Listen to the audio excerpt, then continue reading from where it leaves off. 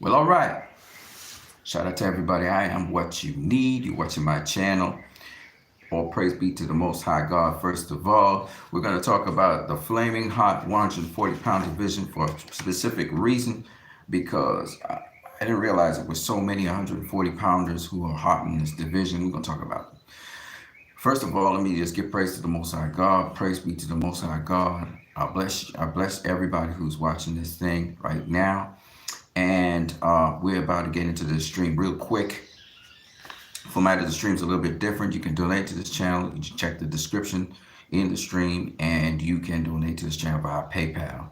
I do not get paid by YouTube. I get paid by you. So just remember that. All right, we're getting into it.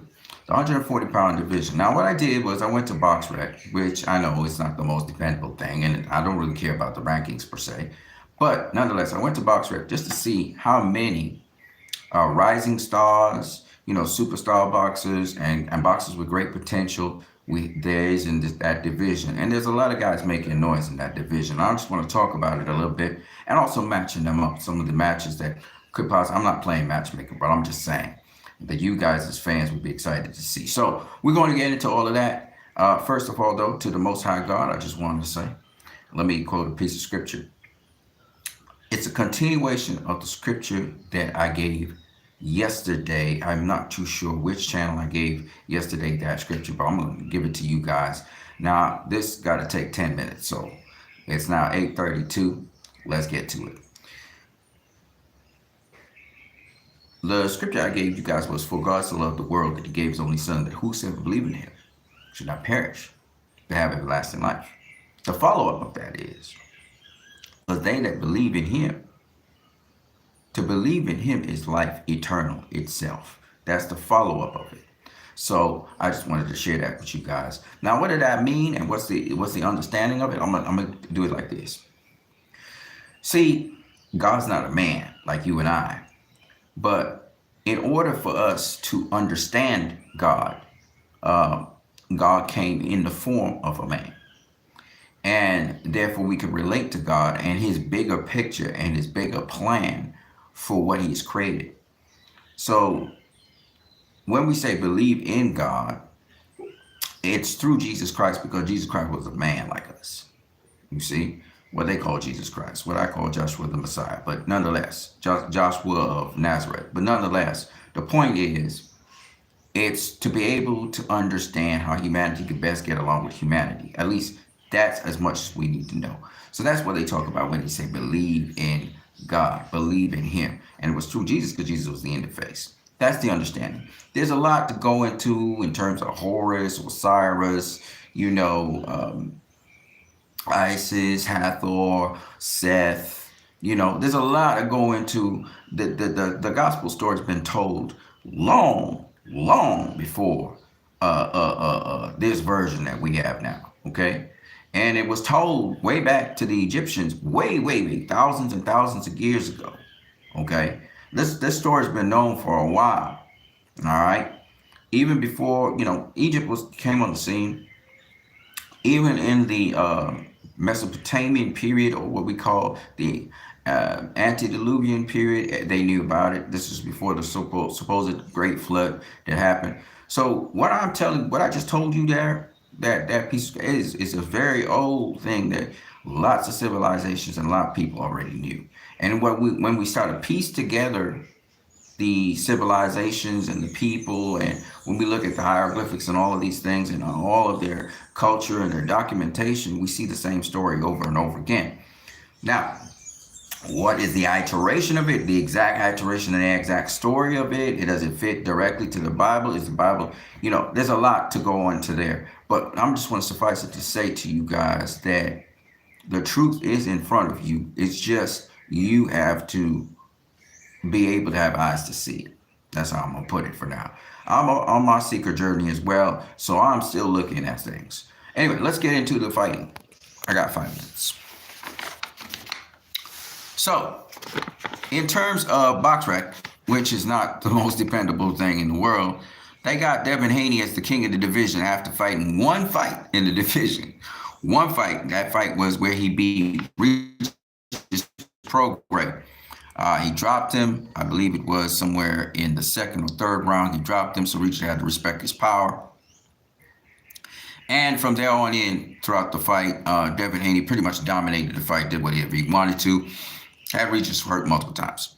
The thing about it is, Regis Prograis was at the time, because Teofimo Lopez retired, he was considered the number one lightweight in the division. Now, Teofimo Lopez has returned, having beaten the number one or the lineal champion of the division, which was Josh Taylor. So Teofimo Lopez here you see him beating Josh Taylor. And even though he did beat the number one guy in the division at the time, he then went on to resign. And as was on, Josh Taylor has a hell of a resume, by the way. Let me just give you his resume.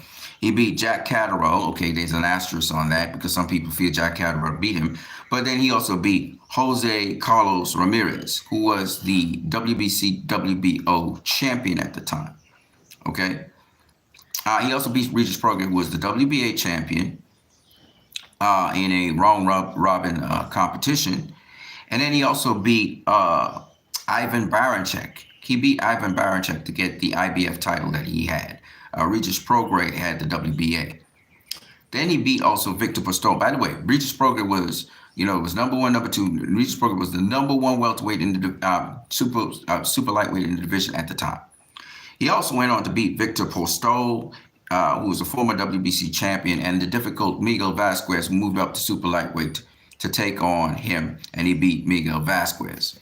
So, nobody questions Josh Taylor's resume, and in terms of winning, so when Teofimo Lopez beat Josh Taylor, that was really a big feather in his cap, because Josh Taylor had been stripped and so on and so on, so it wasn't as lustrous as the undisputed title that Jack Catterall had against him. Nonetheless, Josh Taylor was also needed to move up in weight. He had been in that division very, very long, and but he had an illustrious career at that division. In fact, he was a pound-for-pound fighter for a minute, and then he kind of lost his pound-for-pound status. But when I believe Teofimo Lopez faced him, I don't think he was on the pound-for-pound list at the time, but that doesn't mean anything. The man, Josh Taylor made a name for himself. The last undisputed 140-pound champion, and that didn't happen in a long while. So that was also history that he made. All right, so Teofimo Lopez had a great win there. I want to show you something else, though. Teofimo Lopez also, in that division, had two more fights. One of them we don't really need to mention, which was Pedro Campa. I guess it was a acclimatization fight. But the other fight was against Sandor Martin. Now, the thing about it is that was a questionable win by a lot of people. Sandor Martin knocked him down in round 2. And then he went on late in the fight to apparently look like he knocked him down again. But I don't think he actually got knocked down. I think Teofimo Lopez was off balance. He did get hit with a shot, though. The referee ruled it a slip. And it was a close fight. So if Sandor Martin had gotten that second knockdown, Teofimo Lopez would right now have lost his second fight in a row. Now, when I'm talking about ranking these guys at super lightweight, I'm only looking at their super lightweight fights. I know you should watch it, their previous history and all of that, but, I'm just looking at what they did at super lightweight and the significant fights at super lightweight, mind you. So Teofimo Lopez, anyway, he had 3 fights at super lightweight, two of them against, one of them against the top guy in Josh Taylor, which is very good. So some people debate, Teofimo Lopez even makes his claim, which he should, that he is actually the king of the division because he's the linear champion. Of course, being the linear champion of the division once upon a time made you the king of the division, but not always. We've seen the case with Adonis Stevenson and Sergey Kovalev. So Devin Haney, I think, fought and beat the better of the two in terms of weight. Regis Prograis, was Regis Prograis in the fight against Devin Haney, whereas Josh Taylor, he was weight drained, and Teofimo Lopez even said that at the end of the fight to Josh Taylor. You were weight drained there, bro. He stayed at the division too long, and that happens sometimes. But Josh Taylor got a big fight with Teofimo Lopez, made some money, so he ain't complaining. We haven't seen Josh Taylor fight since then. He's supposed to be maybe fighting at welterweight now, catchweight or something. So there's a little debate between Teofimo Lopez and Devin Haney with respect to who's the top king in the divisions between those two. So Let's just get into it right there. It would make sense for Teofimo Lopez to face Devin Haney, and let's see who is the best super lightweight in the division. It only makes sense. So that's the first matchup that we could talk about, a prospective matchup between Teofimo Lopez and Devin Haney for the king of super lightweight. The question is, does Teofimo Lopez want that fight? If he does, it doesn't matter that he's with Top Rank. He's going to find a way, just like how Ryan Garcia found a way to fight Rolly Romero, who's across the street. He'll find a way to fight Devin Haney, who's actually quite free. He's a free agent right now. He ain't got nobody, to face. He's his own promoter and everything. And he has done dealings. His last dealing, his second to last dealing was with Top Rank. He has good relations with Top Rank. So that's a fight that can happen if Teofimo Lopez, not Devin Haney, if Teofimo Lopez wants it. That his father said some ridiculous things like they would want $20 million for that fight. So it is what it is. Let's move on. So the next guy is Regis Prograis. Regis Prograis already got beat by Devin Haney, so that would not be a fight that could happen. But Regis Prograis, let me just give you a little background about Regis Prograis here. So Regis Prograis is a bad man. You know what I'm saying? He was a bad man and an avoided fighter at 140 pounds. His last opponent, which you're seeing right there, is Jose Zepeda. He stopped him.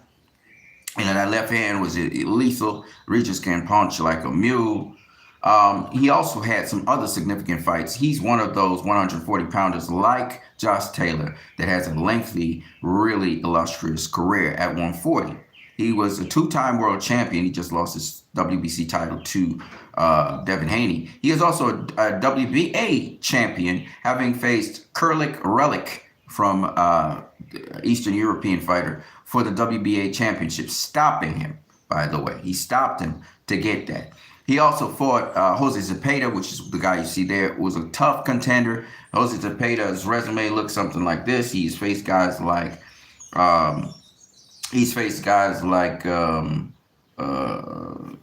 Jose Ramirez, Victor Post, Jose Ramirez. He's faced Jose Pedraza. He's faced. Who else has he faced? He's faced a number of guys though in there, and he has a really stacked resume. Again, 140 pounder. Just a generation before Devin Haney, Teofimo Lopez, and that.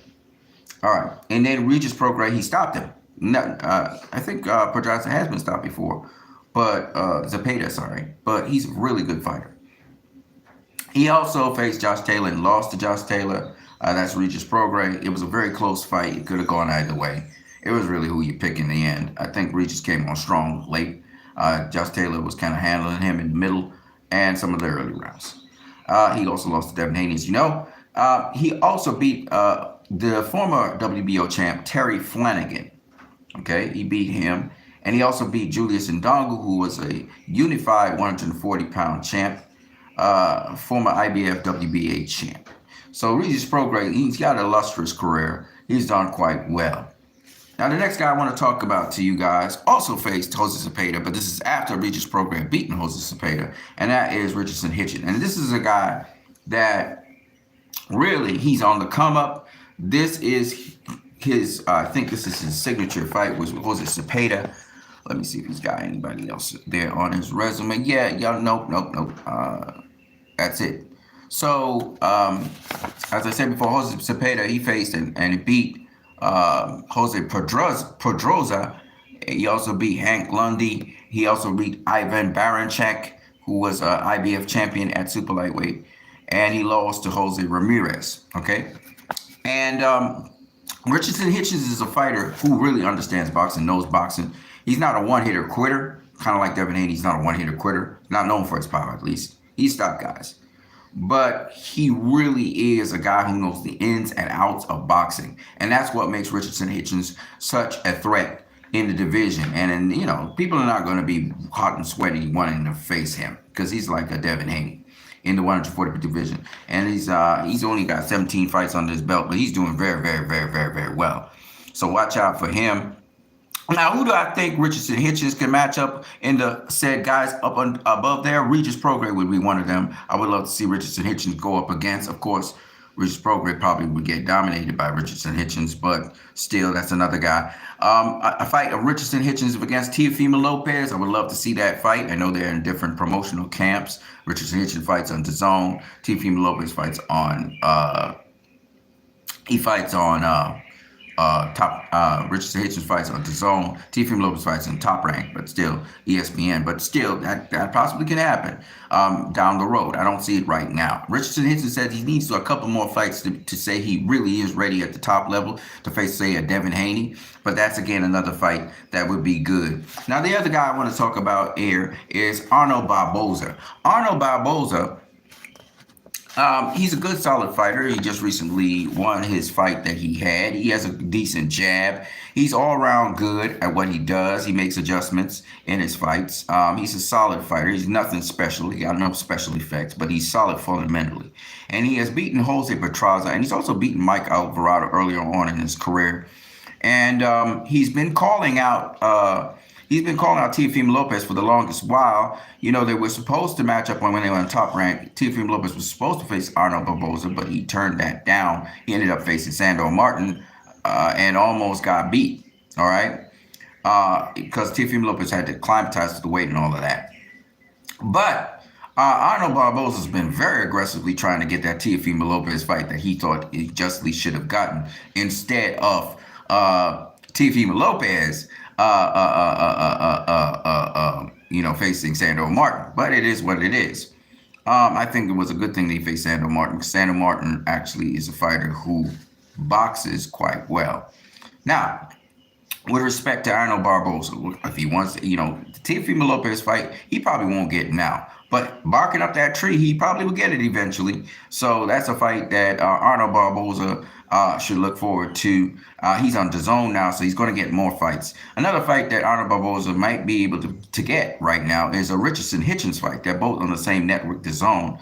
Richardson Hitchens versus Arnold Barboza is a good matchup again. Another fight for Richardson Hitchens. Of course, Arnold Barboza versus Regis Prograis is another fight. Regis Prograis is on DAZN as well. So these are all these fights that can happen at this time on DAZN. Okay, so the Teofimo Lopez fight right now is not the easiest fight to make. A Devin Haney fight on DAZN is also a fight that could happen. So you got Arnold Barboza that could fight Devin Haney. You got Arnold Barboza that could fight Richardson Hitchens. You got Arnold Barboza that could face Regis Prograis. And you got all those guys can face each other, and plus Devin Haney, because all on DAZN. And we add to the mix now Ryan Garcia. Ryan Garcia, had a couple fights at 140 pounds. Ryan Garcia, he faced Javier Fortuna, which he won. He also faced Gervonta Davis, which he lost. It was at a catch weight of 136 pounds, but that is the 140-pound division, if y'all don't know. That's why when Gervonta said he too small for the 140-pound division, I laugh at that. He just recently faced Oscar Duarte, which is what you're watching right here, where he hits one a left hook, really quick, fire, sharp left hook, and he stops Oscar Duarte. Oscar Duarte did some good work in that fight, though. Ryan Garcia, again, is on DAZN. So you're talking about Ryan Garcia can match up with Arnold Barboza. He can match up with Richardson Hitchens, Regis Prograis, or Devin Haney. And he did call out Devin Haney, but he was eyeing. The first guy he talked about after winning against Oscar Duarte was the Rolly Romero fight. And he went out and he made that happen. He linked up with Floyd Mayweather. And he talked to Floyd Mayweather. Rolly Romero turned him down. And he talked with Floyd Mayweather. And you know what? He got the fight he wanted. And yeah, he mentioned Devin Haney after Oscar De La Hoya wanted the Devin Haney fight, because they were, again, both guys on DAZN. But that's a big money-making fight with Rolly Romero. You really, really, honestly speaking, I can't really fault Ryan too much. Plus, I don't think he's ready for a Devin Haney anyway. So, as much as Devin Haney is kind of angry about it, I think that, when Devin Haney thinks about the situation, really and truly, Devin Haney is way above that level. He should really be taking on guys like Teofimo Lopez. He already took on Regis Prograis. Kudos to him. And nobody else really on this listing here that's ready for Devin Haney. Richardson Hitchens ain't ready for him. Arnold Barboza ain't ready for him. And Ryan definitely ain't ready for him. You need somebody like a Teofimo Lopez. That's a guy that's the only guy right now Devin Haney should really be facing at that level. But there's another guy on the list that we got to talk about, and that's Subriel Matias. Subriel Matias is seen as a very fair fighter. He most recently beat up another Eastern European fighter. He begins with his surname begins with E. I can't remember what his name is, but he's notoriously known for killing Maxim Dadashev and beating up a promising Malik Hawkins. That's the guys. They all on the come up. He has not faced an established fighter or a former world champion yet. He's still green behind the ears. And so when Subriel Mateus' trainer says that he wants an Arnold Barboza, I understand because Subriel Mateus is really not at the level of a Devin Haney or Teofimo Lopez or even a Regis Prograis. A Regis Prograis versus, I would salivate to see Regis Prograis versus Subriel Mateus because I know that's a great fight. Arnold Barboza, he's on the up and coming, good fundamental fighter. Again, all round fighter. Arnold Barboza versus Subriel Mateus is a good fight. Don't get me wrong.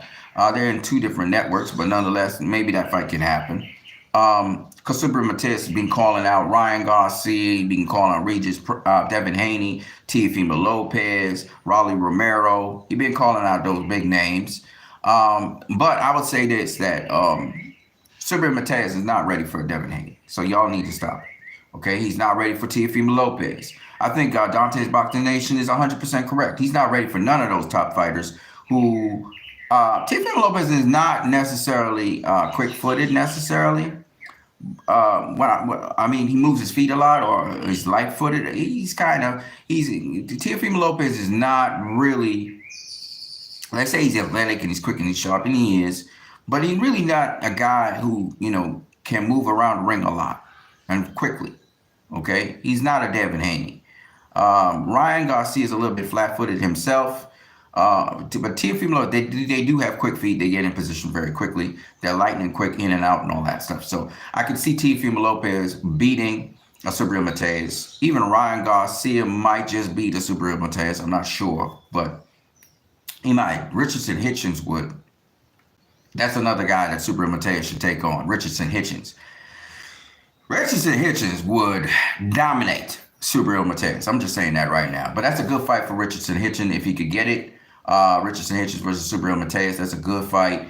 Again, Teofimo Lopez, Regis Prograis, Devin Haney. I think Teo and Devin Haney are a little too much for Subriel Mateus right now. He's still coming along. He hasn't faced anybody really of any kind of serious experience at the championship level or clout. And Teo and Devin have in spades. Regis Prograis got that in spades. So you really don't want to be going against those guys. Those guys got like veteran experience compared to Subriel Mateus. Ryan Garcia's never been a world champion, but he has faced some names. He's faced some guys in boxing. So Ryan Garcia probably has more experience than Subriel Mateus in that regard. So the guys I would match up with Subriel Mateus would be like Richardson Hitchens, Arnold Barboza. Those are good names. Another guy in the division in this red hot division that we have to look at is Jose Ramirez. Oops, I don't have Jose Ramirez. Oh my goodness, I don't have Jose Ramirez. I don't have him. That sucks. All right, so there's one guy I really can't talk to you guys about right now, which is Jose Ramirez. But I just want to mention him because you know what the thing is, everyone's kind of forgetting him. But let me just give you the resume of what this guy has done. He just beat Richard Comey last year in March. Stopped him. He was the former IBF, lightweight champ. He stopped him. He also beat Jose Bertraza, Victor Postol. These are all former world champions, by the way. He beat Maurice Hooker to take the WBO title. That's how he was the WBC WBO champion. He was actually a unified champion. He beat Jose Zepeda. He beat Jose Zepeda in a close fight. All good fighters. And on the rise, he beat Amir Imam, who was considered a defensive genius at the time. He beat him also on the rise. And do understand he did lose to Josh Taylor, but, really good fighter. It's a guy that also ducked and dodged Regis Prograis. He didn't want no smoke with Regis Prograis. But this is another very good veteran fighter in the 140-pound division. We can't overlook him, but I see a lot of people overlooking him. That's probably why I even overlooked him, and I didn't put up his photo with the last fight he had with Richard Comey. I think I have it, actually. I think I have it somewhere in there. Hold on a second. Let me see if I find him. He's in here somewhere. That's Richard Comey. Hold on a second. I got him in here. No, I didn't. I didn't download it. Okay, never mind. But he beat Richard Comey, man. He beat Richard Comey, and it's a pity. Anyway, this is Cyril Mateus taking on his last opponent. This is the guy that he last fought. Some Ergashov or something like that is the guy's name. And he's been fighting a lot of Eastern European fighters and looking good against them, but he hasn't really fought a real slick fighter. He hasn't really fought a fighter who knows boxing like that. But I would love to see him against Richardson Hitchens. Um, he did fight. What's the kid's name? He did fight. He did fight Malik Hawkins. And Malik Hawkins has some slick in him, but Malik Hawkins, he can mix it up and stuff, but still, Malik Hawkins didn't have the experience. It was a big step up fight for Malik Hawkins, so I'm just saying. Now, the other guy I got to talk about is the other champion in the division. He's the WBA champion currently, Rolly Romero. He only had one fight at 140, and it was against Ishmael Barroso, who is by no means a chump. And Ishmael Barroso in that fight dropped Rolly Romero. Rolly Romero boxed him very surreptitiously, very cautiously. And when Barroso started to slow down, he crashed him. Now, people say that Rolly lost that fight and Barroso was ahead on the scorecard. You could be ahead on the scorecards how much you want. Ladies and gentlemen, this is boxing. One punch can end the fight. And he did hurt Barroso in, I believe it was the 9th round. He hurt him. And, he was putting those combinations together. And Barroso was bobbing and weaving and stuff. He was still there, but he wasn't throwing nothing back. And Tony Weeks did the right thing, I think, because Barroso's an old guy. I mean, he's tough, but one punch could be, the difference between you going into, nervous damage and really getting into punch drunk syndrome and, you still holding together. You see, Barroso came back and he reclaimed his position as mandatory to Rolly Romero. He beat O'Hara Davies, which we're going to talk about in a minute. He shocked the world by beating O'Hara Davies. O'Hara Davies is a good fighter, and we thought he was going to beat Ishmael Barroso, because O'Hara Davies is a big, strong guy. And nope, didn't happen. All right, so this is the only fight at 140 that Rolly has had. He stepped up to 140. Rolly's a big dude. And he stopped Ishmael Barroso. And y'all can say, oh, he didn't stop Ishmael Barroso. Trust me, he did.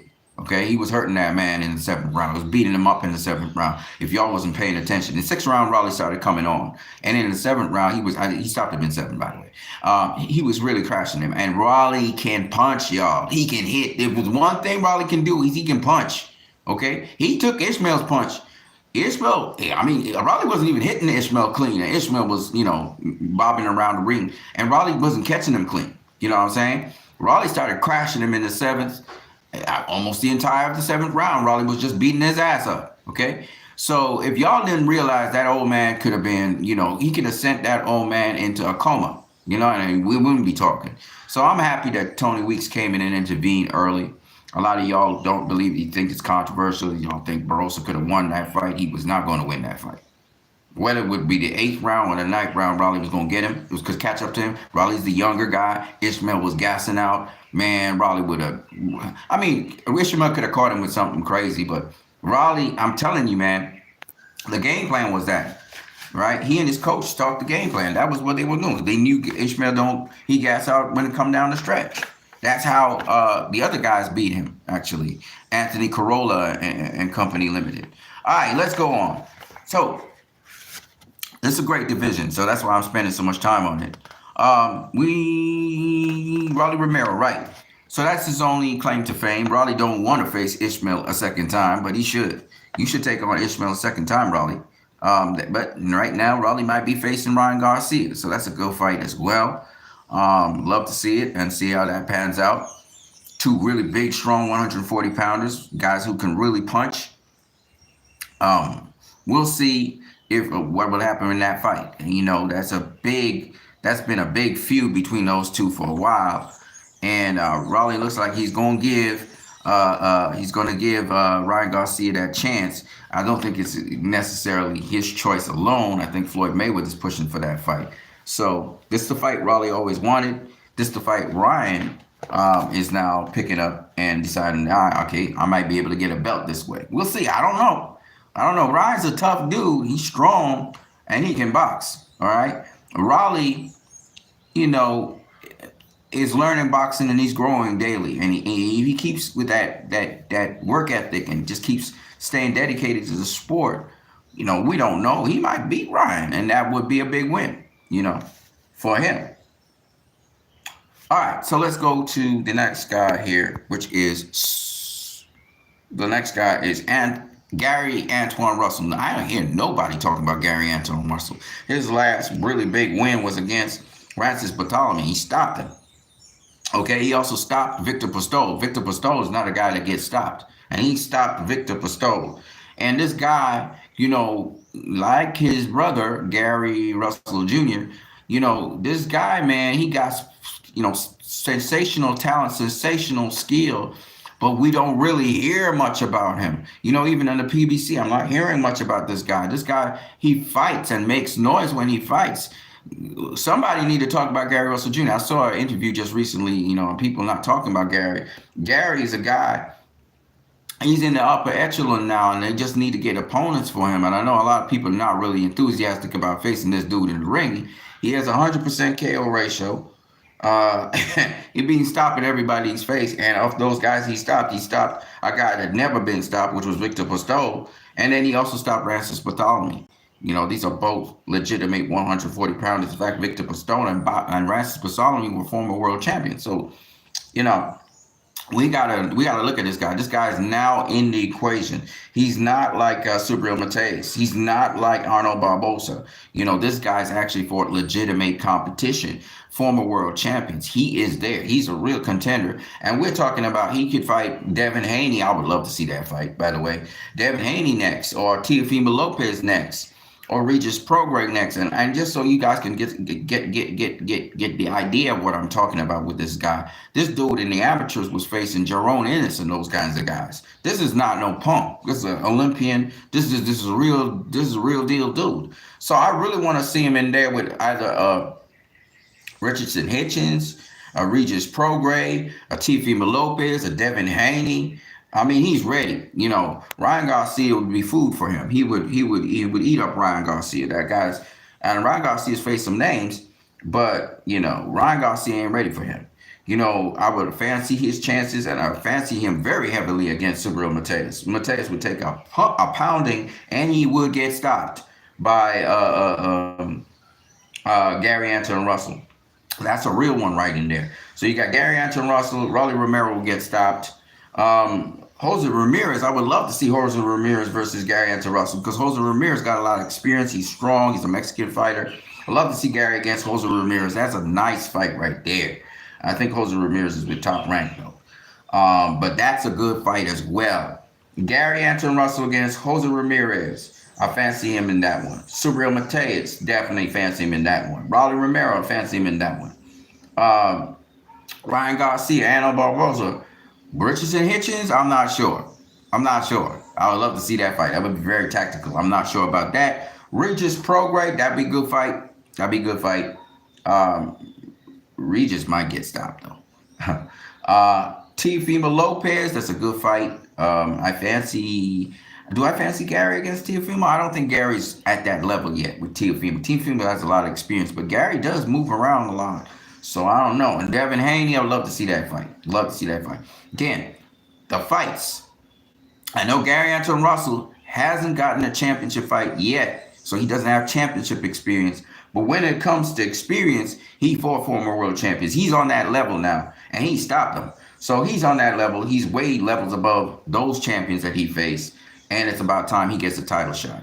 So I don't know what's going on with the belts and with the sanctioning bodies and stuff, but definitely Gary Antoine Russell deserves a shot at these top fighters. Okay, we're talking top shot at Devin Haney, Teofimo Lopez, Rolly Romero, or Subriel Mateus for sure.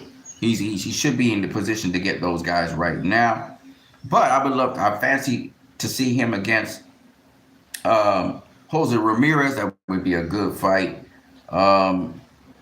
Richardson Hitchens, Arnold Barboza. I don't favor him. I can't say who would win against Richardson Hitchens versus him. That would be a good fight. He has a lot of power, but it'd be Southpaw versus Orthodox. That'd be a good fight. I don't know how it would turn out, but that's a good fight. Richardson Hitchens versus Gary Anton Russell. But also you got like Arnold Barboza. I fancy him against any of these guys. Arnold Barboza, Ryan Garcia, Sabra Mateus, Jose Ramirez, Raleigh Romero. I fancy him to win against all those guys. Period. Right? Um, then we got Sandor Martin. Sandor Martin is a good fighter, and such a good fighter that actually some people think he beat Teofimo Lopez. Now, I personally think Teofimo Lopez won that fight because of what he was doing to close the distance against Sandor Martin. But Sandor Martin did catch him early with a check hook. I think it was in the first or second round. And then later on in the fight, he caught him again with a right check hook as Teo was reaching in. But I think Teo was more off balance than anything else, which is why he went down. I think it was more his balance. But again, it could have been counted as a knockdown. And if he did, it was a split decision win for Teofimo Lopez. Sandor Martin could have won that fight or got a draw. So I understand why a lot of people think Sandor Martin should have won the fight. I know I have a subscriber on here who really advocates for Sandor Martin. So that's a shout out to that subscriber.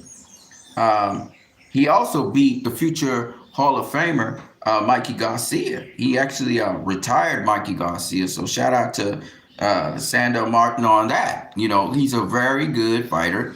And we're going to see how good he is. He has to get the opportunities, though. He has to get the opportunities for more big fights to showcase his skills. He's kind of one of those spoiler guys. So technically speaking, you could say he beat Teofimo Lopez, technically speaking. Or you could say it could go either way. They gave it to Teofimo Lopez. I thought Teofimo Lopez did some good work closing the distance and mixing up his lead hand and his right hand. He started doubling up his right hand, mixing it up to the body and the head. And I thought he won the fight. I thought he won much more rounds than people gave him credit for. And just because you're moving off the back foot and you're trying to counter and stuff like that, don't mean that you won the fight.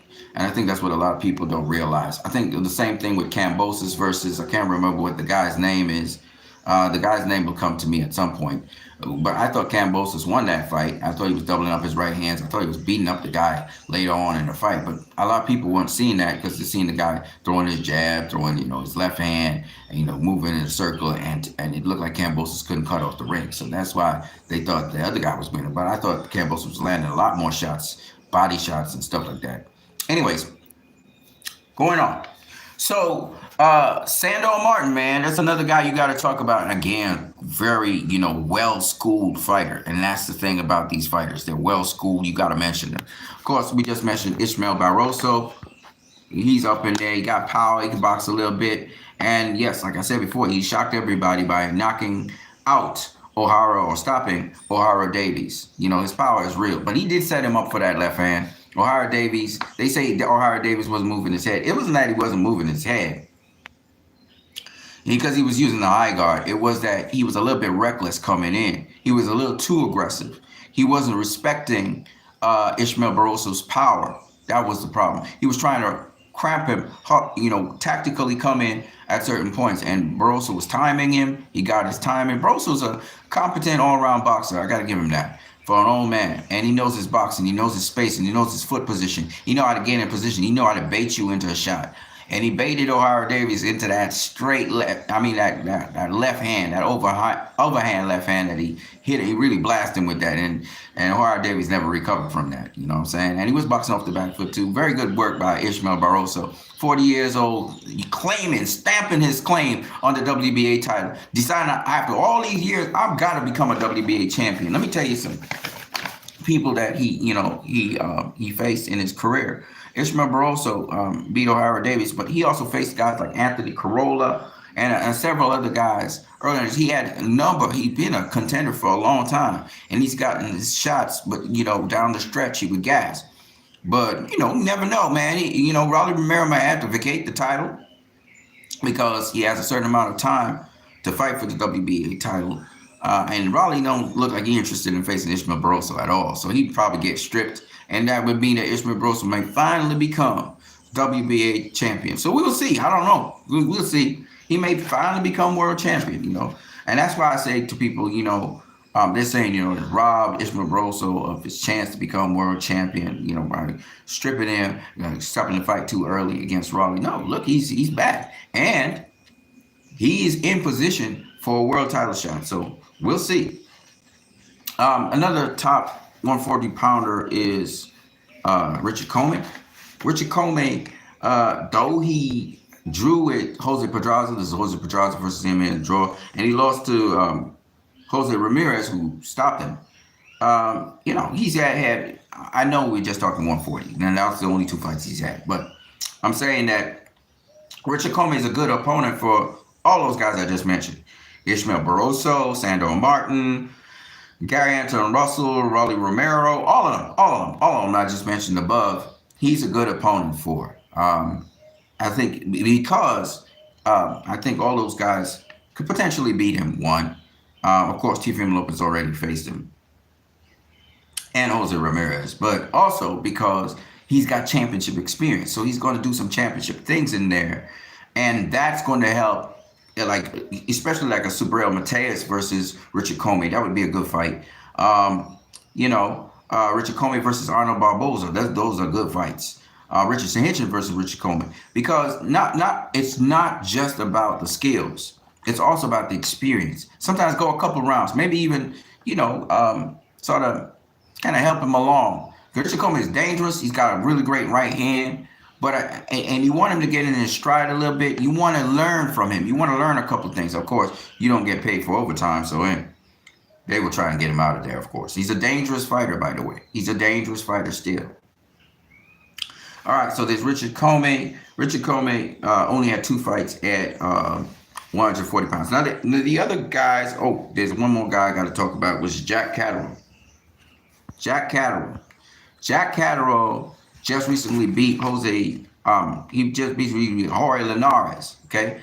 But Jack Catterall is the guy that people think beat Josh Taylor. And the reason why they think that Jack Catterall beat Josh Taylor is because Jack Catterall was really just kind of dominating the fight early on. Later on, Josh Taylor started coming to stride and started to come in there. But even then, Jack Catterall was just boxing him, moving around the ring, but he wasn't throwing a lot of punches. And so maybe judges gave, I don't know, I'm fishing for stuff here. Maybe he gave Josh Taylor, certain things because of activity, because he wasn't really landing. I thought Jack Catterall comprehensively and easily beat Josh Taylor. But, he took his foot off the gas in terms of the work rate and in terms of also punches landed.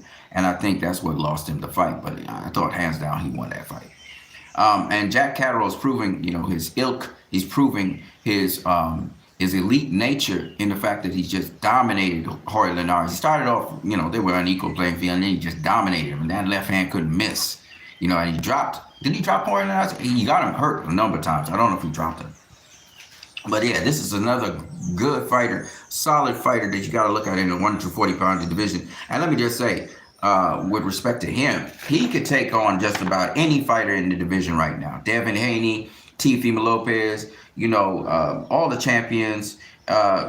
He's a guy that will beat Subriel Mateus. I can tell you that right now, because he's got that style, that elusive style, that difficult style, and he knows how to counter, and he has good enough power to make you respect him, and he can drop you, okay?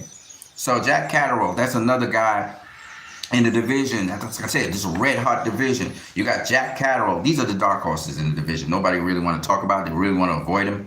Jack Catterall, Sandor Martin, Gary Anton Russell, these are dark horses. Richardson Hitchens, they are all dark horses. No, ain't nobody really itching to really face these guys, because these guys know their boxing. They do. They know their boxing.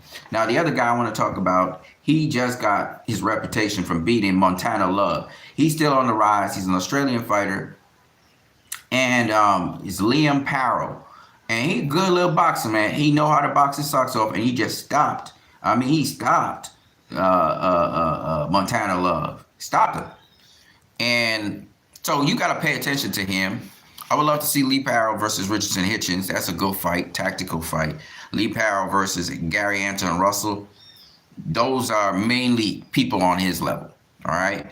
Arnold Barboza would not beat Lee Parrow.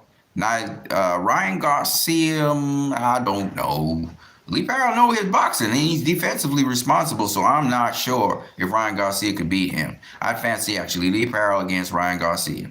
Subriel Matias versus Lee Parroll would be a fun fight, in which Lee Parroll would beat the fucking... Sorry, he would beat the stuffing. That's what I meant to say. Somehow the F came out. It's not fucking, I want to say. It was stuffing.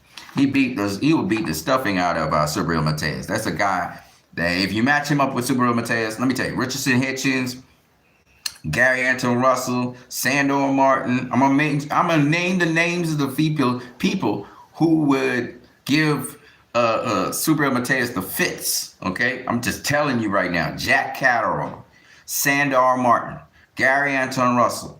Okay, who else? Richardson Hitchens. All right, Devin Haney.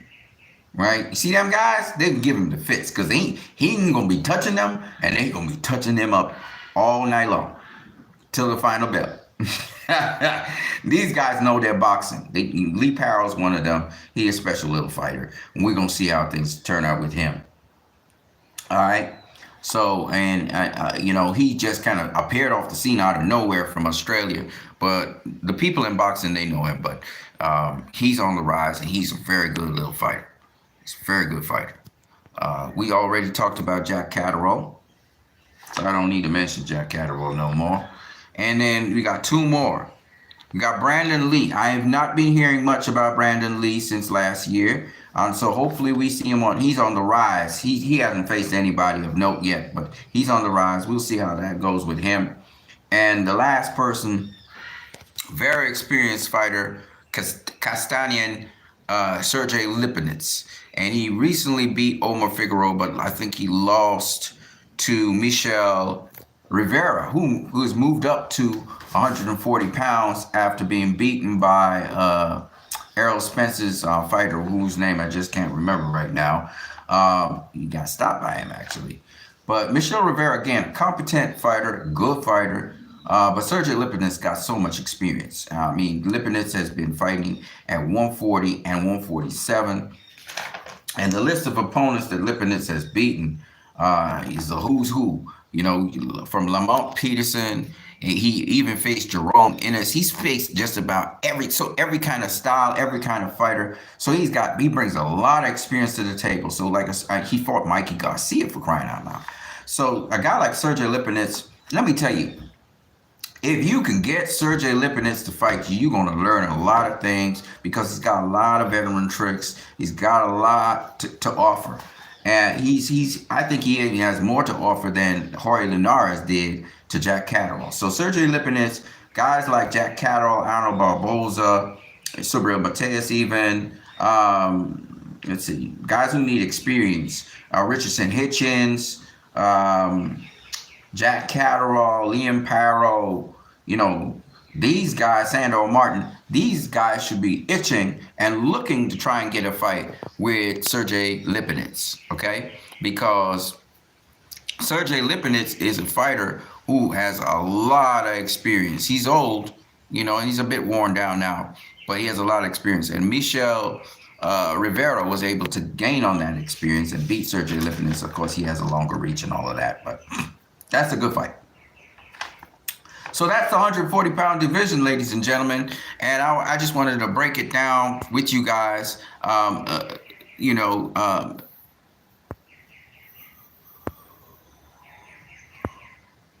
Yeah, and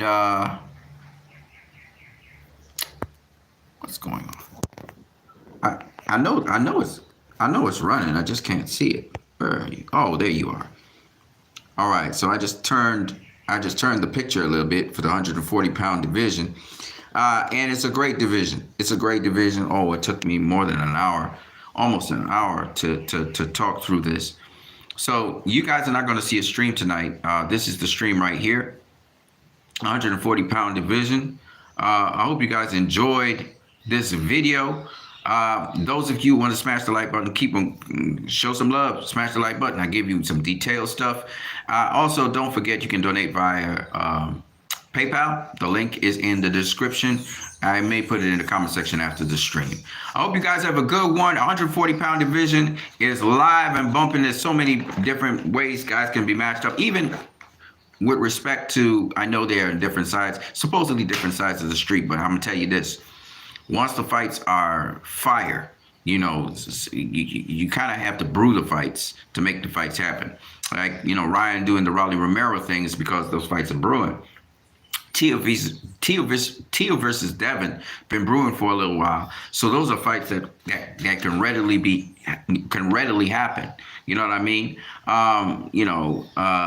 It's really if both fighters really want it. You know what I'm saying? There's something else I want to talk about that has nothing to do with the 140-pound division. It has to do with the 175-pound division. A lot of people are thinking that, you know, Artur Beterbiev versus Dmitry Bivol, that fight, you know, Bivol don't want that fight. Bivol wants that fight, okay? I'm listening to Bob Arum, and Bob Arum is talking about nothing has been said, you know, no contracts have been made. Cool.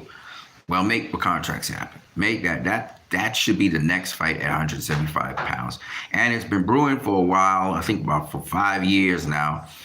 Make it happen. That's a fight that can make money, right? Because people want to see it. I definitely want to see it. And, you know, I've already stated why I think Bivol will beat Beterbiev. But even so, you never know. This is a sport of boxing. You never know. So I'm looking forward to that fight as well. I hope you guys have a great day. I am What You Need. You're watching my channel. Don't forget you can donate, subscribe, share. And I wish you guys a great day. It's 51 minutes and 11 seconds in. I said this was supposed to be a 10-minute video. It ended up being 5 times that length. So you guys got 5 times as much content in the space of time than normal. And usually I do shorter videos.